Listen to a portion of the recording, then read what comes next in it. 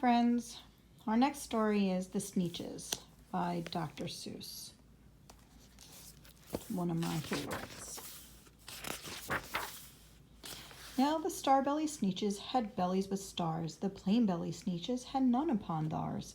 Those stars were so big, they were really so small. You might think such a thing wouldn't matter at all.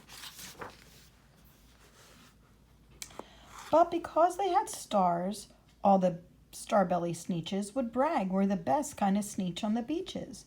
With their snoots in the air, they would sniff and they'd snort. We'll have nothing to do with the plain-bellied sort. And whenever they met some, when they were out walking, they'd hike right on past them without even talking. When the star-bellied children went out to play ball, could a plain-belly get in the game? Not at all. You could play if your bellies had stars, and the plain-bellied children had none upon theirs.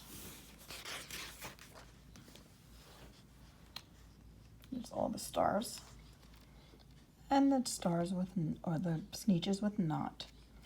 When the star-belly Sneeches had frankfurter roasts or picnics or parties or marshmallow toasts, they never invited the plain-belly Sneeches. They left them out cold in the dark of the beaches.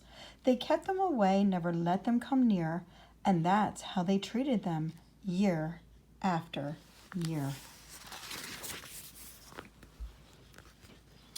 Then one day it seems, while the plain-belly Sneeches were moping and doping alone on the beaches, just sitting there wishing their bellies had stars, the stranger zipped up in the strangest of cars. "My friends," he announced in a voice clear and keen, "my name is Silver McMonkey McBean, and I heard of your troubles. I've heard you're unhappy, but I can fix that. I'm the fix-it-up chappie. I've come here to help you. I have what you need. My prices are low, and I work at great speed. And my work is 100% guaranteed."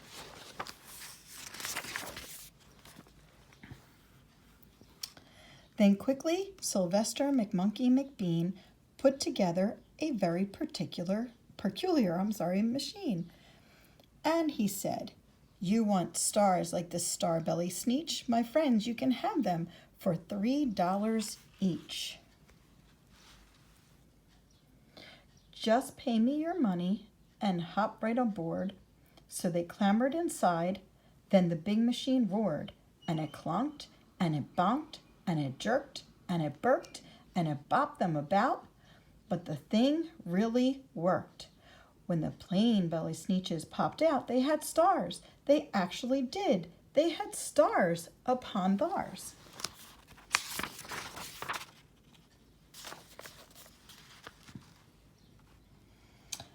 Then they yelled at the ones who had stars at the start, "We're exactly like you. You can't tell us apart. We are all the same now, you snooty old smarties, and now we can go to your frankfurter parties." "Good grief," groaned the ones who had stars at the first. "We're still the best Sneeches, and they're still the worst. But now how in the world will we know," they all frowned, "if which kind of what, or the other way around?"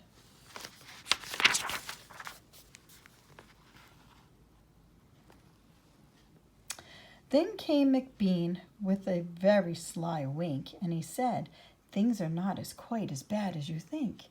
So you don't know who's who. That's perfectly true. But come with me, friends. Do you know what I'll do? I'll make you again the best Sneeches on the beaches, and all it will take or cost you is $10 eaches."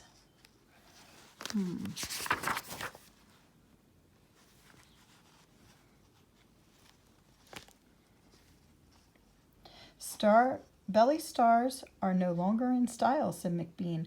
"What you need is a trip through my star-off machine. This wondrous contraption will take off your stars so you won't look like Sneeches who have them upon theirs."